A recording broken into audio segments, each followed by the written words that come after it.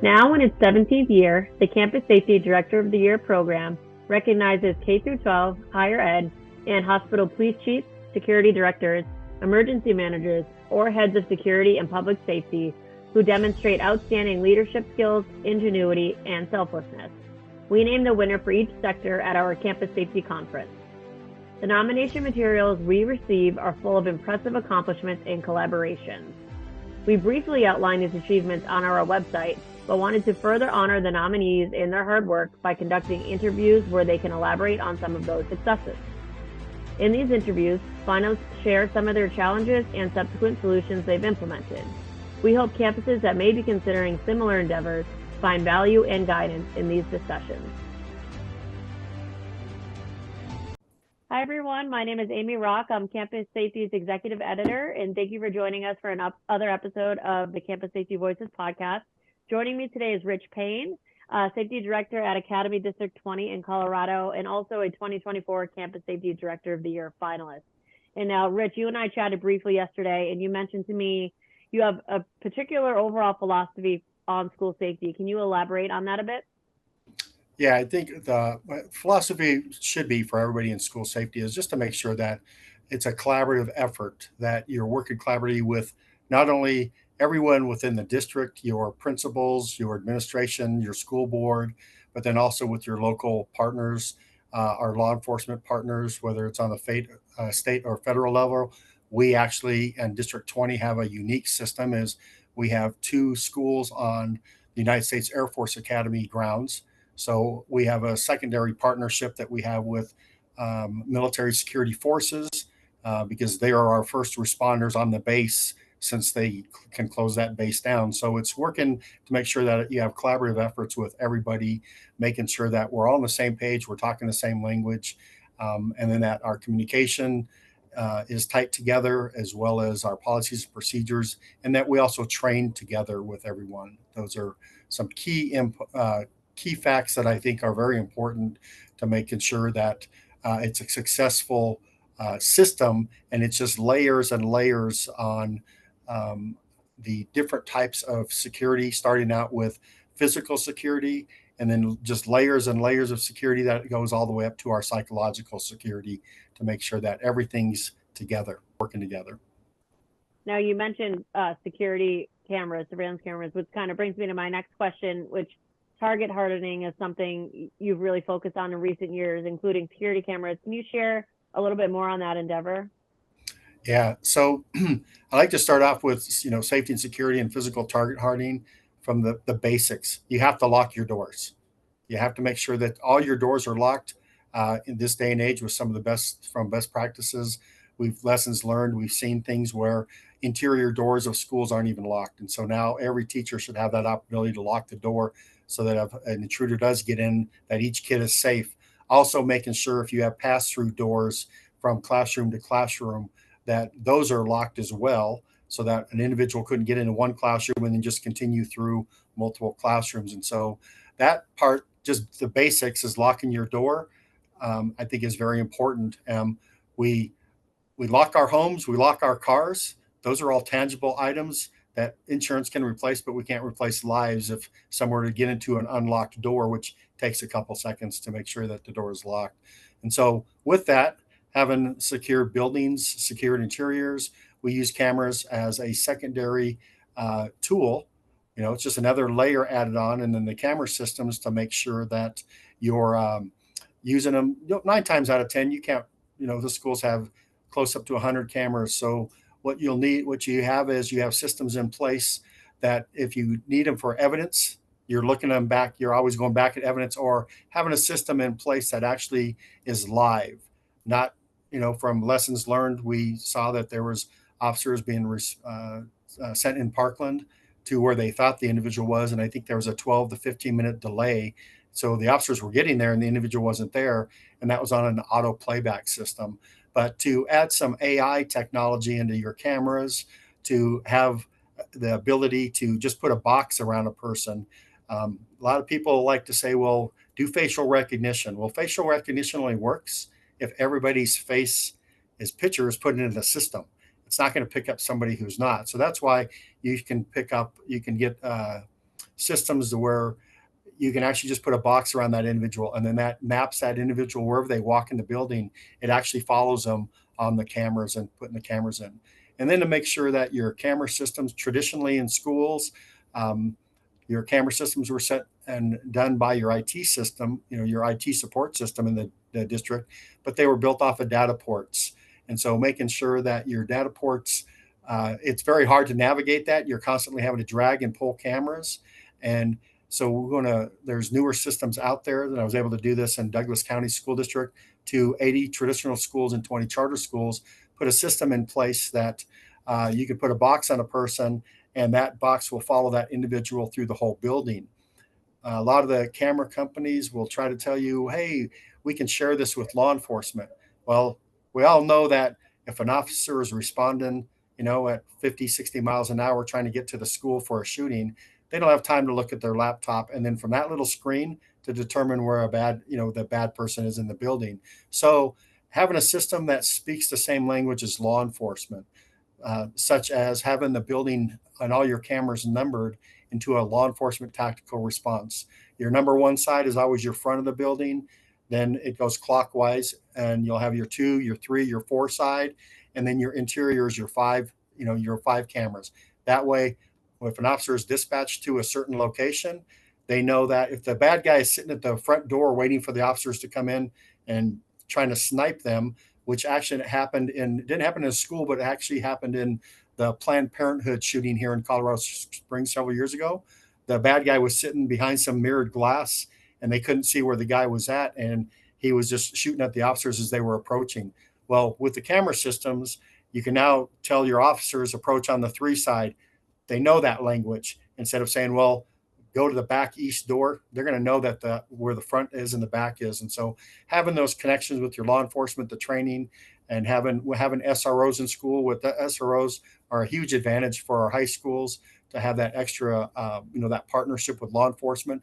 Knowing that we're all talking the same language, it's also easier if that SRO's on his radio calling in to the officers responding, hey, come in on the 3 side or come in on the 2 side, or giving that information to your officers. So it's just looking out, and there's other companies that are out there that are building great systems, but it's looking at some different ones. And then also part of that system, you have a map of the school off to the side, and it's showing you live time in real time where the actual individual is actually moving through. Yeah, that's also why it's critical to have officers train in your schools, or at the very least visit the sites, right? So that they get to know the layout. So the first time that they're inside the school isn't for a crisis incident. I mean, that's why mapping comes in handy. If there is, they have to call in bigger forces that aren't familiar with the school layout. They have that map to go by.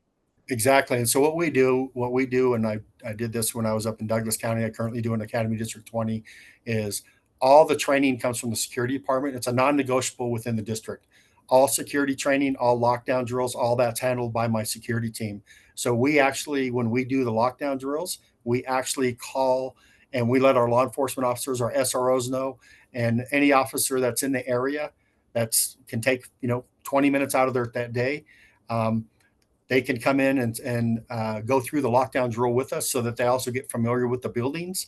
So if they're in patrol and they respond, they know exactly where they're going. They kind of have a good familiarity of the interior of the buildings as well. So once again, it's having those great partnerships, working in collaboration to make sure that you're just setting everything up for success.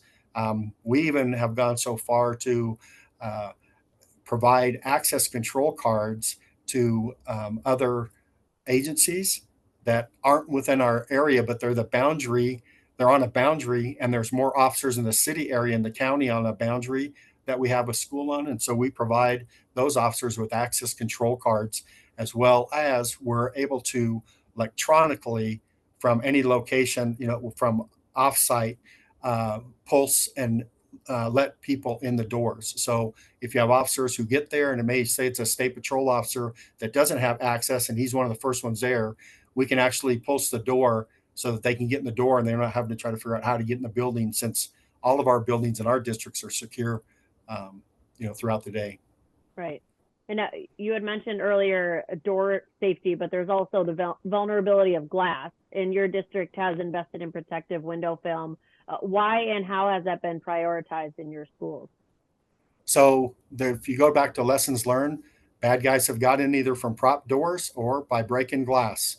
And so after Sandy Hook, the big push across the country was everybody to put some type of protective window film. You'll hear it called different things such as hurricane film, ballistic film, and then you'll have experts come out and say, well, there's no such thing as ballistic film. And really, what it is, it's a film that protects the glass that basically is a time barrier. So if the film is on the facility and some guy's trying to get in, if it's going to take that person 12, 13, 14 minutes, law enforcement's going to be there pretty quick. That's going to be able to stop that individual from getting inside the building. And we had a shooting in Tennessee not too long last year, which the person shot and got through the broken glass. So that's kind of back to the basics of 101 is, you secure your buildings with locks, and then from there, you should have that protective film put on your buildings. And it's just like I said, it's all layers and it's just time barriers to slow that person down so they don't get into your building. But then if they do get into your building, we also learned from Parkland to see if you have the funding to make sure that you also have all your classroom windows have the protective film on there. So the bad guy cannot get through like what happened or just shoot through the glass like what happened in Parkland. So there's a lot of different things. There's some great companies out there that you can look to. My advice, I've been doing this now I'm retired law enforcement, 25 years, the Colorado Springs Police Department. And then on and I've been doing school safety now for 12 years. I did 2 years up in Jeffco school districts where Columbine was at, where it's all I did was active gunman training and went to 153 schools doing training after training with law enforcement officers and stuff. So having that knowledge and seeing what happens with lessons learned, we can look back and say, if this would have been in place, it would have stopped that individual from getting into that room or shooting into that room. So it's just kind of sometimes thinking outside the box. And yeah, it is expensive, but for the amount of money that it costs to put on there, if you end up paying out on a civil lawsuit, millions and millions, I would say it's probably worth it. That there's no life that's worth any payout. But the thing is to make sure that if you have the money, put that money into certain areas that are going to benefit you, and make sure, like I said, you go with a reputable company. There are so many reputable companies that are out there. But last summer, there's a school safety expert. His name is Jason Dorm. He was putting some stuff on social media last year on LinkedIn, actually, about window film and what products to use. And he had some great advice. The advice was make sure you're looking at that product and you're checking to make sure that whoever's doing it, don't go with the lowest bidder. Go with a company that has the reputation, who maybe has what's called a cage code, a federal cage code, which means that their product has been vetted through the federal government, um, things like that. So that, and then, like say they back behind their product. I'm a firm believer you go with a product that, and you go with a product that uh, is put on by the company that owns it, not something you can buy off of Amazon. So there are lots of products you can buy off of Amazon and put it on yourself, but it's better to have a product where it's the actual company that owns it, has the patents, and that's the company that you go with, that you focus on. And I can tell you, I've done several $1 million worth of uh, protective film, is what we'd call it, protective film. With a certain company. And I don't know if I'm allowed to say the name. Can I? Yeah. Oh, okay. Clear Armor. There's a company Okay. we use Clear Armor, and Clear Armor, they also do a lot of work with the United States Secret Service, their vehicles, and they have a very well vetted product. And you know, um, it's just, the thing is that I know that they're good, and I sat there and I've watched every single demonstration, and that being in the room when they're doing the demonstrations, and then being there when they're installing it and actually touching that product, not where a company comes in and sells you this and then puts something different on there, because it makes a big difference if it comes down to having to defend those type of things when you have a lawsuit or anything that happens if you have an incident within your schools.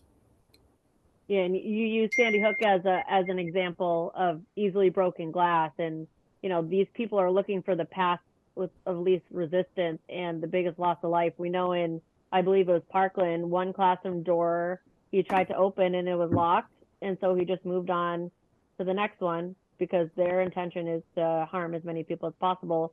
And if there's something like a door or glass, protective glass that's standing in their way, that's almost guaranteed less loss of life. Correct. Yeah. And the thing is that we don't want any loss of life in any school. And by putting some of these simple things in place and investing in them up front, that could definitely help so that you don't have any loss of life in any one of your situations. Um, and I can tell you, speaking from experience, I've had a school shooting. I was a director up in Douglas County when I had the STEM school shooting, and there's a loss of life there. There was other children that were injured, and you never want that. You never want that to happen. And so anything we can do from looking at best practices and using research-based programs and things like that, that we can talk and network and say, hey, have you used this? Did you try this? Get those things in place because you don't want to live through that. Um, there's many years of litigation that happened after that, just to show that we did what we could do, what we had the capability from the school side, and that we're always trying to. It's continuous process improvement. How can we improve? What can we do better? Because nobody wants to live through any of those type of situations.